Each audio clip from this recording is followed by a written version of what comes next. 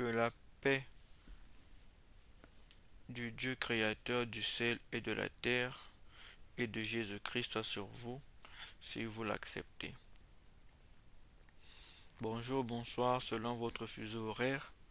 Aujourd'hui, par la grâce de Dieu, nous avons trouvé l'inspiration, ou du moins un élément à continuer le jeûne et prière, la sixième partie, le jeûne médical.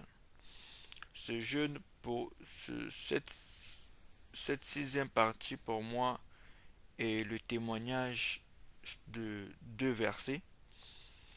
Le premier verset c'est Proverbe chapitre 16 verset 4 qui dit l'Éternel a tout fait pour un but, même le méchant pour le jour du malheur.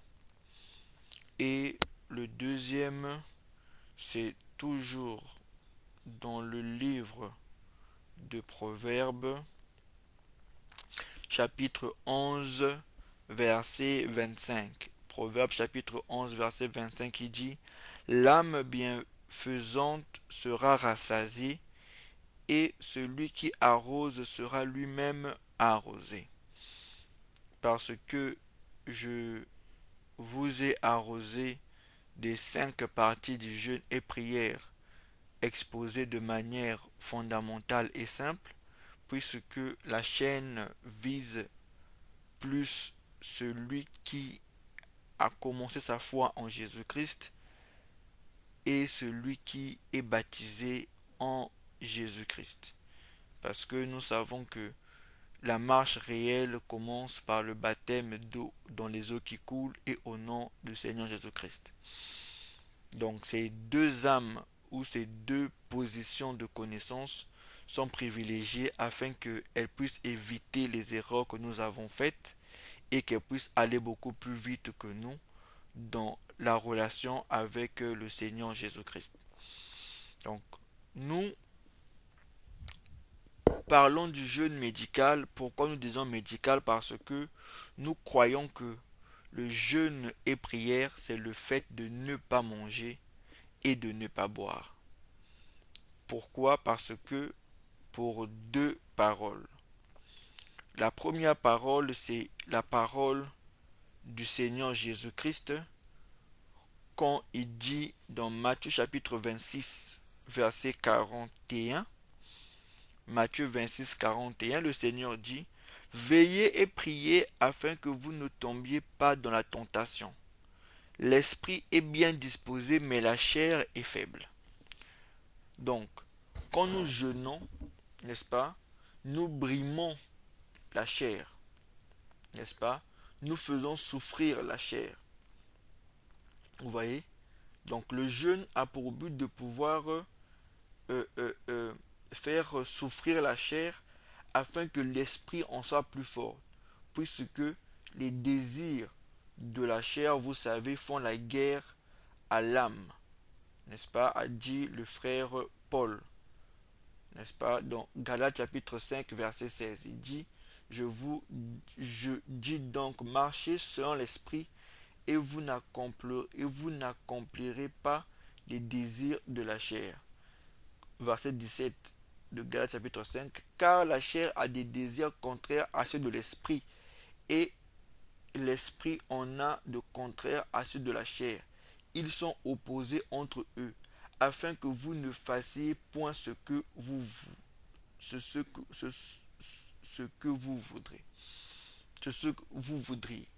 Donc le but du jeûne est aussi de pouvoir affaiblir la force de la chair afin que l'esprit en soit surpassé et que l'esprit puisse prendre l'avantage et que nous puissions être beaucoup plus proches du Seigneur Jésus-Christ. Et le verset qui parle font la guerre à l'âme, c'est le verset de 1 Pierre chapitre 2 verset 11. 1 Pierre 2, 11 dit, bien-aimés, je vous exhorte comme des étrangers et voyageurs sur la terre à vous abstenir des convoitises charnelles qui font la guerre à l'âme. N'est-ce pas? Donc les convoitises font la guerre à l'âme.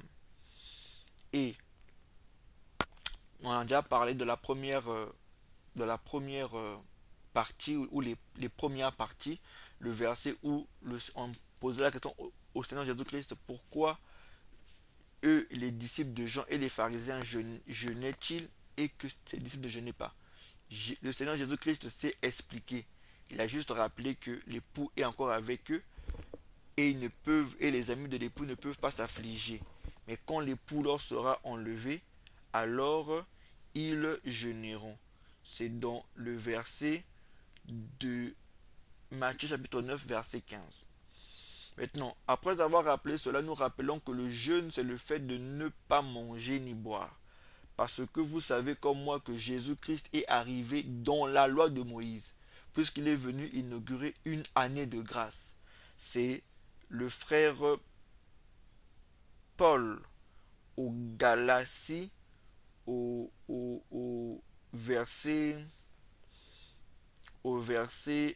Galates 4, verset 4, qui nous rappelle, il dit, mais lorsque les temps ont été accomplis, Dieu a envoyé son Fils né d'une femme, né sous la loi, afin qu'il rachetât ceux qui étaient sous la loi, afin que nous réussissions l'adoption.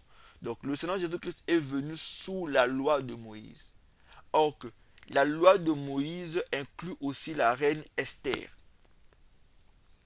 La loi de Moïse inclut aussi la reine Esther.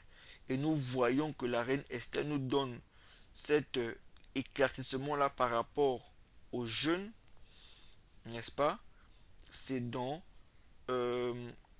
Esther chapitre 4, verset 16. Esther chapitre 4, verset 16 dit ceci. Esther chapitre 4, verset 16, verset 15 à 16, il est écrit, Esther envoya dire à Mardochée, va rassemble tous les Juifs qui se trouvent à Suse, et jeûnez pour moi sans manger ni boire pendant 3 jours, ni la nuit, ni le jour. Moi aussi, je jeûnerai de même avec mes servantes, puis j'entrerai chez le roi malgré la loi, et si je dois périr, je périrai.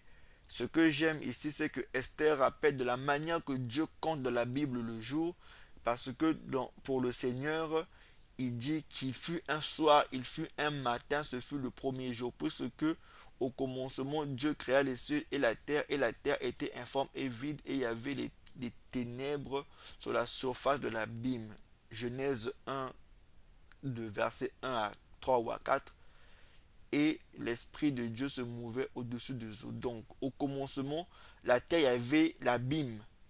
Voilà pourquoi, selon le Seigneur, le jour commence la nuit après le jour. Donc, le jour commence au coucher du soleil. C'est la première partie du jour. Et la deuxième partie du jour, c'est au lever de la lumière. Mais nous ne sommes pas dans ces enseignements-là, parce qu'il y a beaucoup de choses à dire dans ce cadre-là. Nous rappelons que le jeûne, c'est le fait de ne pas manger ni boire. Ça, c'est le jeûne spirituel. Maintenant, le jeûne médical, ce n'est pas que c'est peut-être pas un jeûne qui est considéré, mais ce n'est pas le jeûne approprié. C'est comme un médicament qui est dilué ou une substance qui est diluée. Il n'y a pas vraiment d'effet comme on voudrait le jeûne spirituel.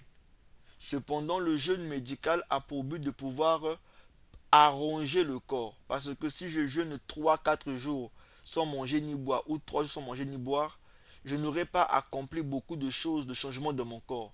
Mais si je jeûne pendant 12 jours, tout en buvant de l'eau, en ce moment-là, je fais déclencher des mécanismes qui sont beaucoup plus expliqués dans les vidéos que je vais vous présenter.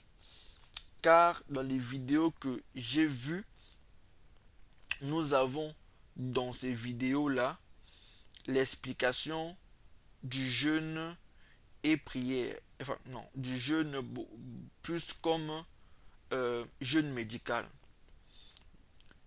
Il y a 3 vidéos dont je voulais vous parler. C'est jeûne, le jeûne enquête sur un phénomène. Il y a le jeûne, une nouvelle thérapie. Et il y a le jeûne, véritable thérapie pour le corps. Ça, c'est un podcast. Ce sont ces 3 documentaires qui m'a été donné après avoir présenté les 5 jeûnes. Un jour, je suis dans les réseaux sociaux et je suis tombé sur un extrait de vidéo qui parlait du jeûne. Et j'ai voulu savoir le titre et je suis tombé dans le titre. C'était le jeûne enquête sur un phénomène. Le jeûne, je pense que c'était enquête sur un phénomène. Non, une nouvelle thérapie. Je ne me rappelle plus. Oui, une nouvelle thérapie, je crois. Oui. Et après, j'ai découvert les deux autres vidéos. Parce que à la troisième vidéo, une véritable thérapie pour le corps, c'est celui qui a produit le documentaire, n'est-ce pas, pour Arte, qui en parle maintenant. Donc c'est vraiment riche d'informations. Ils en parleront mieux que moi pour savoir quels sont les effets puissants par rapport au jeûne. Mais ce que je peux vous dire, c'est que jeûner, donc ne pas manger tout en buvant de l'eau et en faisant peut-être 1 heure de sport pendant que nous jeûnons, en buvant de l'eau bien sûr, c'est un jeûne médical qui va nous aider à pouvoir avoir un corps beaucoup plus sain et qui va, pendant ces 12 ou 14 jours, arranger des problèmes dans notre santé. Parce que si le jeûne est un incontournable dans la vie d'un croyant, mais il y a des personnes qui ne peuvent pas jeûner dû à leur sens médical, dû à leurs problèmes de santé. Que peuvent-ils faire? Trouver des gens pour jeûner pour eux, mais eux-mêmes aussi, deuxièmement, eux-mêmes aussi, commencer à faire des jeûnes intermittents, peut-être de 12 heures. Ça veut dire peut-être de 9h à 20. Ils mangent à 9h et mangent à 21h. Ou alors faire des jeûnes, s'il est possible, faire des jeûnes de boire de l'eau, des jeûnes de 10 à 15 jours, enfin 10 à 14 jours, en buvant de l'eau tous les jours, mais en ne mangeant pas. Mais en buvant de l'eau, pas en buvant du jus ou du sucre, parce que le but, c'est que le corps n'ait pas de glucose, donc de sucre, pour qu'il puisse se puiser en lui-même afin de pouvoir se nettoyer lui-même. Mais comme je vous ai dit, que ça soit le jeûne, une nouvelle thérapie, que ça soit le podcast, le jeûne, véritable thérapie pour le corps, et que ça soit le documentaire, le jeûne, enquête sur un phénomène, ces euh, ces trois informations vous seront très utiles.